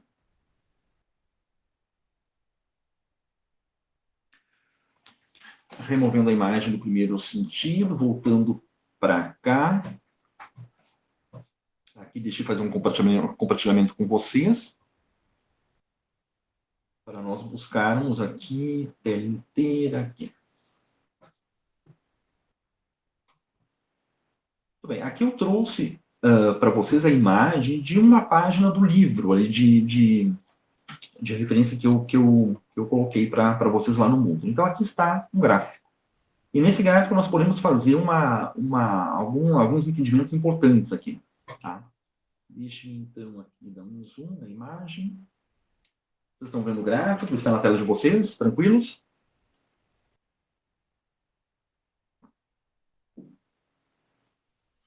Todos vendo o gráfico? Sim, agora sim. Ok, deixa eu só voltar para cá, porque eu não estou seguro disso. Todos bem, todos aqui? Ok, vamos lá então.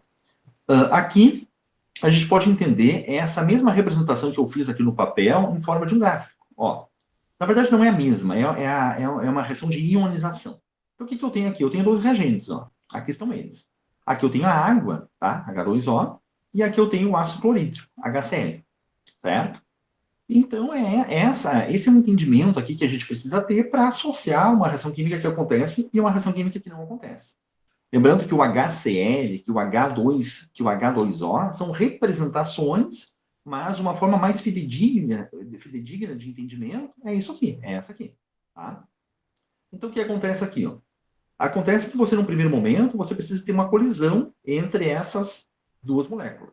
Se você tem uma colisão entre essas duas moléculas com aquelas condições que eu coloquei para vocês antes, ou seja, uma colisão molecular, com geometria favorável e com energia cinética suficiente, você, então, evolui para o que nós chamamos aqui de um estado de transição. E esse estado de transição é o momento onde vai ocorrer a ruptura de uma ligação, no mínimo de uma ligação, com formação de outra. Professor, então, aqui você tem... interromper. Pode falar, Você poderia fixar a tela do gráfico? Está fixada a outra tela. Posso, deixa eu ver isso aqui, então. Voltemos para cá, ver se melhorou aí. Melhora agora? Sim, melhorou. Visualizam bem? Isto? Isso, melhorou. Agora sim. Ok. Então tá, vamos de novo. Aqui você tem duas moléculas, tá? Primeiro é essa reação química que está acontecendo aqui, ó. Você tem aqui a H2O reagindo com ácido clorídrico, tá? Com liberação de H+, ou seja, é um processo de ionização, uma reação de ionização. Que lá, quando vocês misturaram os ácidos, foi uma reação predominante. Todo ácido ioniza, ou seja, o ácido em meio aquoso, ele libera H+. esse H+ liberado aqui pela molécula de HCl, ele vai ficar ali junto com a água, formando essa partícula aqui chamada H3O+. Certo? Então, é uma ionização. Voltando para cá. Aqui você tem as duas moléculas que precisam reagir, que vão reagir, então significa que há uma colisão entre ambas moléculas com uma energia cinética, com uma geometria favorável e uma energia cinética suficiente, ok? Então, as três condições da reação estão satisfeitas. São elas: colisão, a segunda, geometria favorável, ou seja, a parte negativa da primeira tem contato direto com a parte positiva da segunda, e a terceira condição, existe uma energia, ou pelo menos uma dessas moléculas carrega uma energia cinética suficiente para o rompimento da ligação, o rompimento das ligações. Então, satisfeitas as três condições, nós evoluímos aqui para o que nós chamamos de estado de transição, que é o momento de rompimento de ligação com formação de outra ou de outras ligações. Certo? Então, aqui você percebe que esse hidrogênio está compartilhado. Ó.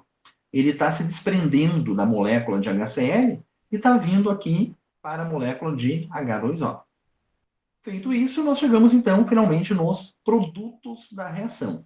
Os produtos, então, é o Cl-, tá? Que está aqui, e essa partícula aqui, H3O+, está aqui. Okay? Então, aqui a gente já consegue entender, digamos, fazer uma associação em relação a isso. Outras informações, o gráfico me dá também. Tá? Lembrando que nesse eixo aqui, esse eixo Y, nós temos a energia. Então, quanto mais acima estiver aqui, maior a energia que o processo carrega, tá? E esse eixo X aqui é o progresso da reação, ou seja, o caminho reacional. Etapa 1, etapa 2, etapa 3. Muito bem, então, o que acontece aqui? Ó? Inicialmente, a reação está com esse nível de energia, tá? Energia dos reagentes. O que acontece? Acontece que a energia necessária para iniciar a reação, nós chamamos de energia de ativação. Então, o maior valor de energia, ou podemos dizer, a diferença entre a energia dos reagentes e o estado de transição, que é esse pico do gráfico aqui, nós chamamos de energia de ativação. Tá? Então, isso é muito importante. EAT, energia de ativação, nós temos como essa diferença aqui. Ó. A diferença entre a energia dos reagentes e o estado de transição. Atingido o estado de transição, ou seja, você fornece a energia de ativação, aquela energia de ativação ela é cedida por pelo menos um desses reagentes, você então tem a evolução para os produtos. Certo? Então aqui nós temos a fase final, que são os produtos. E aqui a gente consegue perceber uma coisa. Ó. Os produtos, eles estão num nível mais baixo de energia do que os reagentes. Então, essa diferença entre a energia dos reagentes e energia dos produtos é o que nós chamamos de energia de reação. Ou, conforme nós vimos na unidade anterior, nós chamamos de entalpia.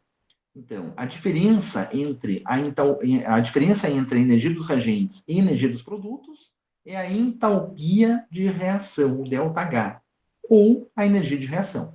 E aqui a gente pode associar com ΔH positivo e ΔH negativo. Ou seja, eu saio de uma energia maior, ou seja, reagentes têm uma energia maior do que produtos. Significa o quê? Que parte do calor está sendo liberado. Você tem liberação de energia. Se você sai de um conteúdo de energia maior e chega num conteúdo de energia menor, é porque parte da energia está sendo liberada. Ou seja, eu posso entender que aqui nós tínhamos um conteúdo calórico de 100 kJ, por exemplo. E aqui nós temos um conteúdo calórico de 90 kJ.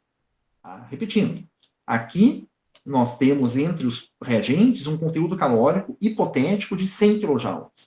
Aqui, nos produtos, nós temos um conteúdo energético de 90. Ou seja, os produtos têm menos energia do que os reagentes. Então, a energia ela é liberada nesse processo. Toda reação que tem energia liberada, ela é uma reação exotérmica. Então, essa reação aqui, ela libera calor. Certo? Poderíamos ter o contrário aqui. Poderíamos ter uma curva ó, que parasse aqui. certo? Se a minha curva parasse aqui, eu teria uma reação química endo, uma reação química que absorve calor. Ok? Então, duas informações a gente precisa entender a partir desse gráfico aqui. Primeira informação é acerca da energia de ativação, que é uma energia que você precisa fornecer para que a reação química aconteça. Se você não fornece essa energia, a reação não acontece. Como eu calculo, onde eu visualizo graficamente a energia de ativação entre a energia dos reagentes e o estado de transição, que é o maior valor alcançado pela reação. Então, essa diferença aqui é a energia que você precisa fornecer para que a reação química aconteça. Energia de ativação, ou EAT. E a outra informação importantíssima aqui é o ΔH, ou seja, a variação de entalpia, que esse gráfico aqui está trazendo como energia de reação. Então, o ΔH dessa reação aqui, ele é negativo. Por quê? Porque nós temos reagentes com mais energia do que produtos. Onde eu observo o ΔH pela diferença entre reagentes e produtos. Ok, minha gente? Dúvidas aqui em relação ao gráfico?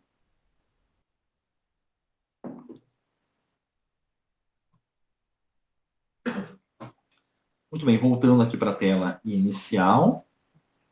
Tá? Parando a apresentação.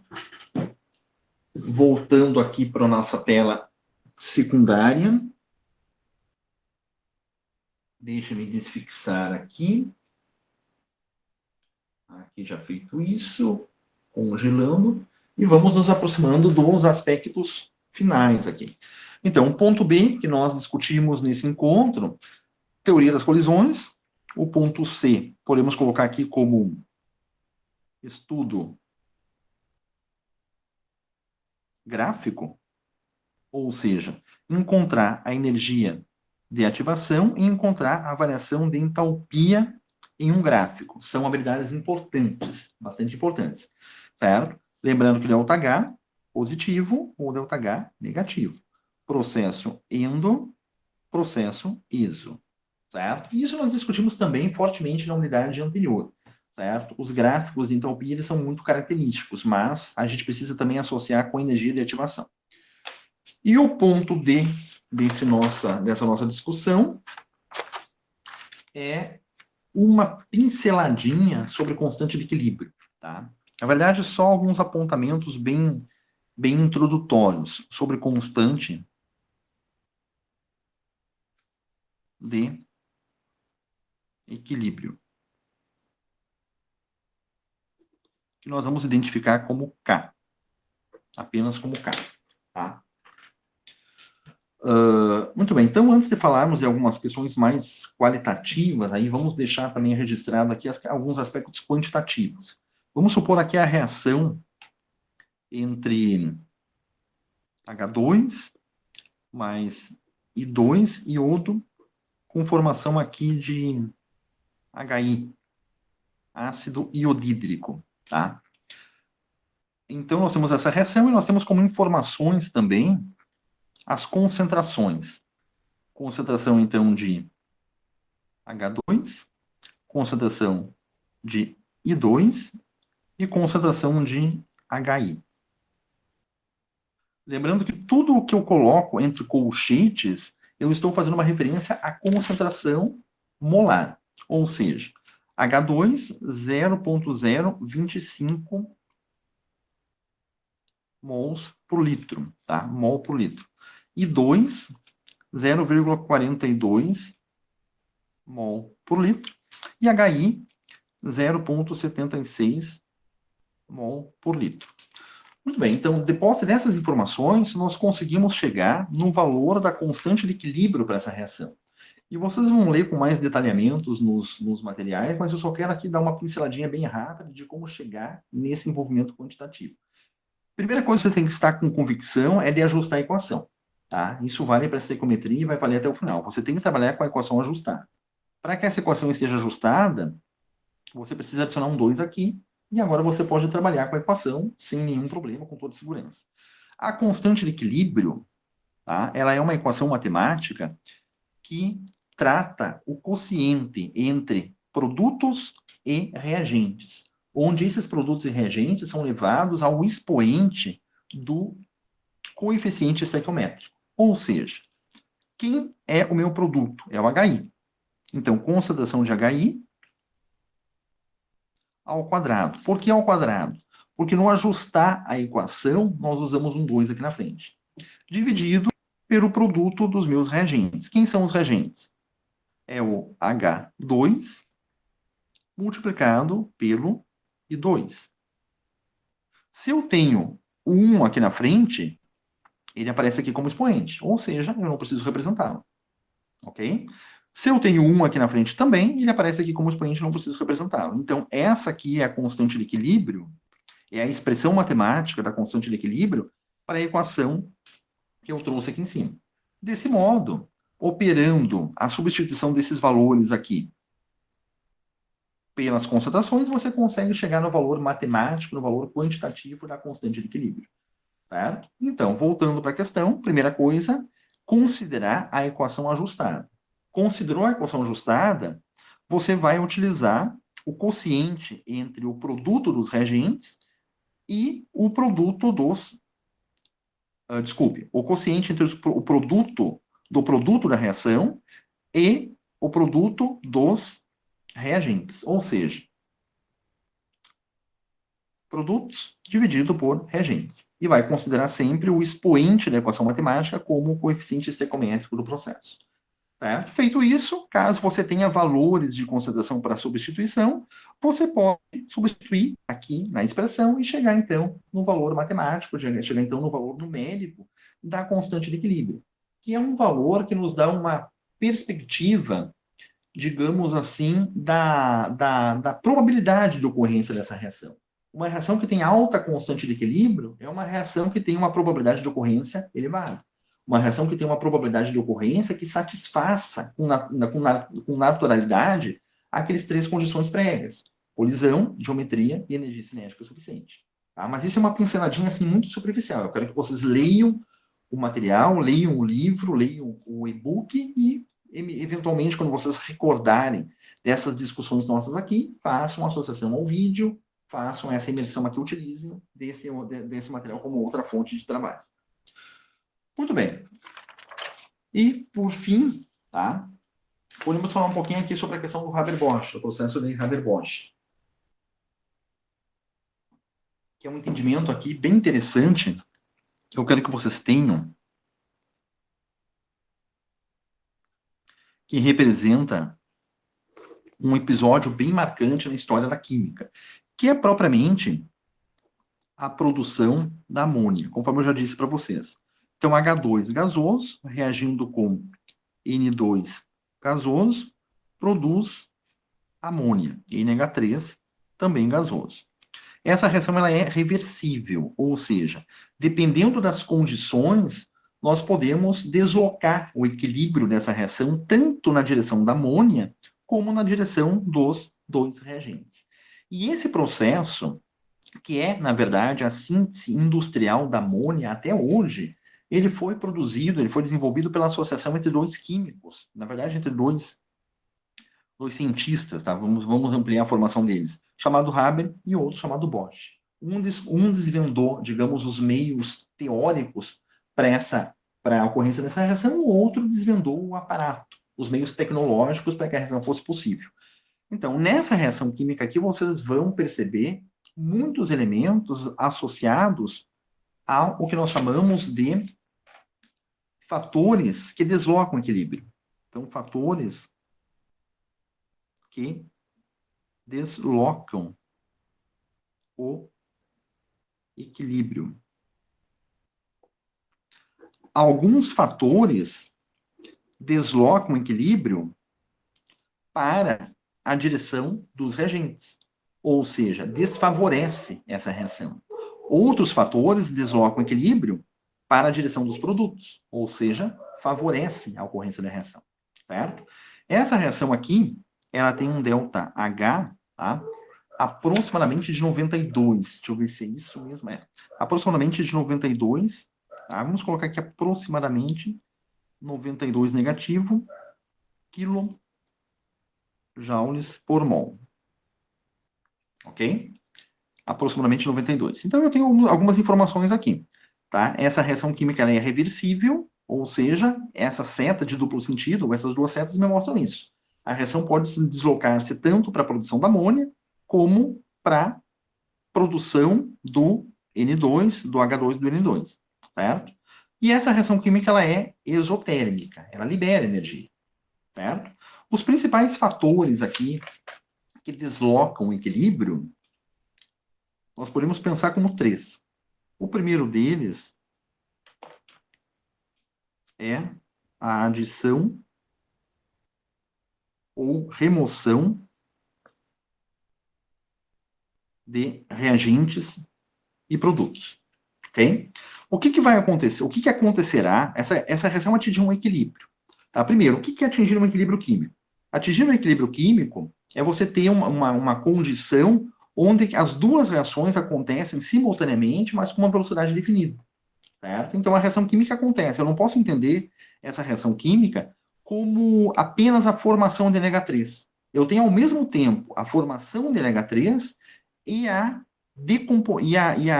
ao mesmo tempo, H2 e N2 formam NH3, como NH3 decompõe-se em H2 e N2. Quando atinge-se o equilíbrio químico, é porque essa velocidade ela é constante. Ou seja, eu chego num determinado momento onde eu não tenho a formação dos produtos de maneira mais rápida do que a composição dos reagentes. Eu tenho as duas reações concomitantemente. Tá? Eu sei que não é tão simples de entender isso no primeiro momento, mas possivelmente isso vai ganhar muito mais sentido após as leituras de vocês. É o que eu espero.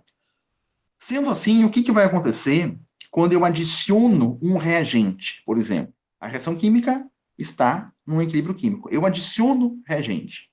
Eu adiciono H2.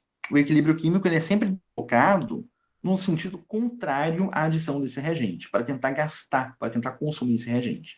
Então, adicionei H2, o equilíbrio químico se desloca para a direita. Adicionei N2, o equilíbrio químico se desloca para a direita. E o que vai acontecer se eu adicionar produto? Se eu tiver um excesso de produto na reação?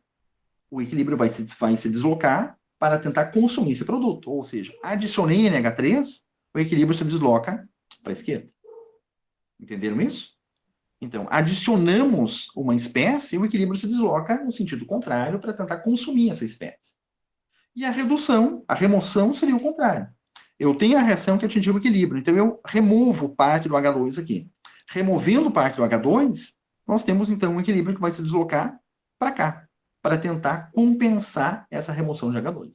Podemos pensar como uma gangorra, fazer uma associação aqui a uma gangorra, tá? Vasos comunicantes, alguma coisa nesse sentido. O segundo fator importante aqui, tá, é a temperatura. Novamente, a temperatura.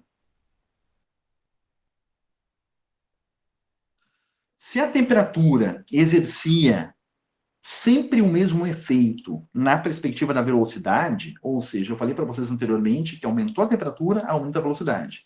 No caso do equilíbrio, não é tão simples assim. A temperatura, no processo de deslocamento do equilíbrio, ele vai sempre favorecer a reação endotérmica, certo? Então, a temperatura favorece o processo endo.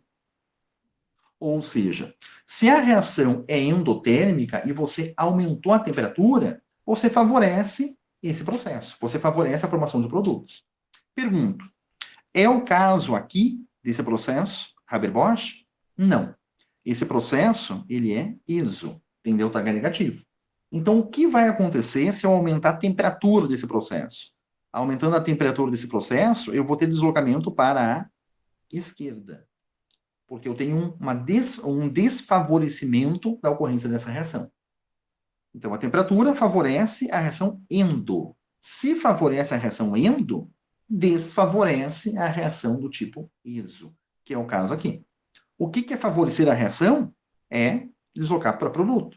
O que é desfavorecer? Deslocar para reagente. E o terceiro fator e o último aqui importante no deslocamento de equilíbrio é a pressão. Tá? Com relação à pressão, nós temos um favorecimento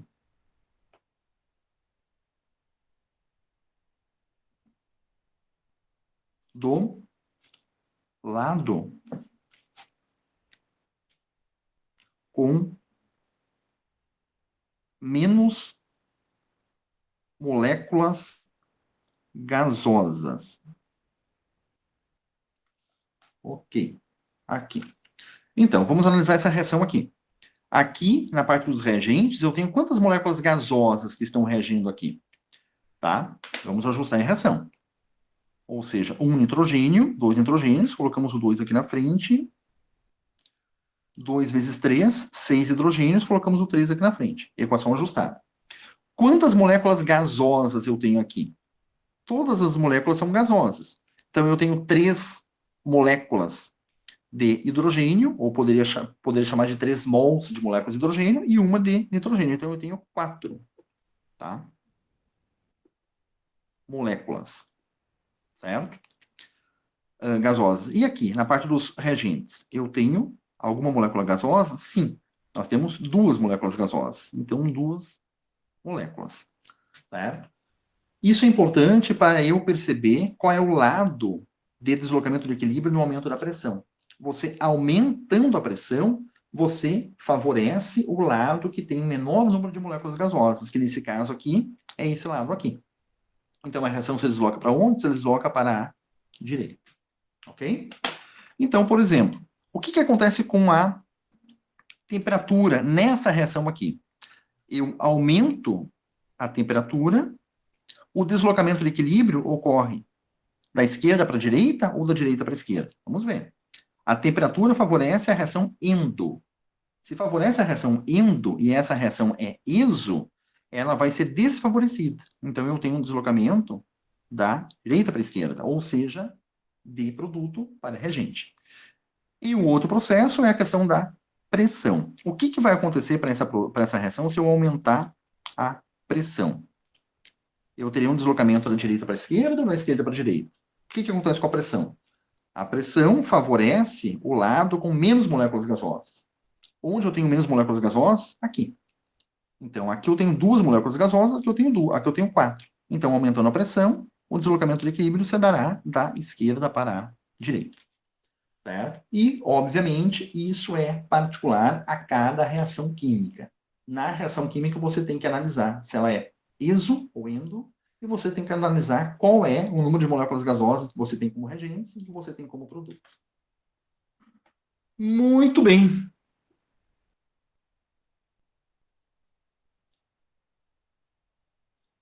Muito bem, minha gente. Então, agradeço por vocês estarem me acompanhando até agora. 2 horas de aula, que é mais ou menos o nosso limite tolerável para mantermos uma atenção com relação às discussões nossas, mas a proposta do vídeo é não se esgotar agora, né? Imagino, conforme eu disse, que vocês estejam no começo dos estudos e que vocês vão se aprofundar tópico a tópico, assunto a assunto. Então, eu quero que vocês recordem dos pontos trabalhados aqui. Aspectos teóricos sobre cinética química, falamos depois sobre estudo de colisões, falamos sobre um estudo gráfico, falamos um pouquinho sobre equilíbrio químico. À medida que vocês forem avançando nos estudos, eu quero que vocês deem uma olhada, uma observada lá no vídeo, em alguma parte que seja significativa para vocês. Fez isso, contrastou as leituras, contrastou a fala do colega, contrastou uma pesquisa que você fez lá no vídeo do YouTube e a apresentação que eu fiz aqui para vocês, e ainda permaneceram dúvidas, lancem essas dúvidas para a gente, que elas serão sempre bem-vindas. Preferencialmente sempre via fórum de dúvidas no Moodle, onde a ideia é que esse fórum de dúvidas seja respondido o mais breve possível, certo? Quero me justificar por conta da tutora, a tutora teve um problema familiar e a ideia é retomarmos essa assiduidade no fórum de dúvidas agora de maneira mais ativa. Tá bem, minha gente? Muito bem. Alguma pergunta pontual, rapidinha, que a gente consiga ainda elucidar nessa gravação?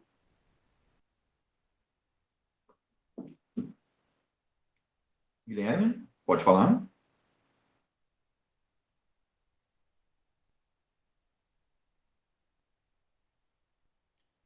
Contigo, Guilherme, pode falar. Pronto. O senhor está ouvindo? Estou sim. Eu faço o uso de todo o livro.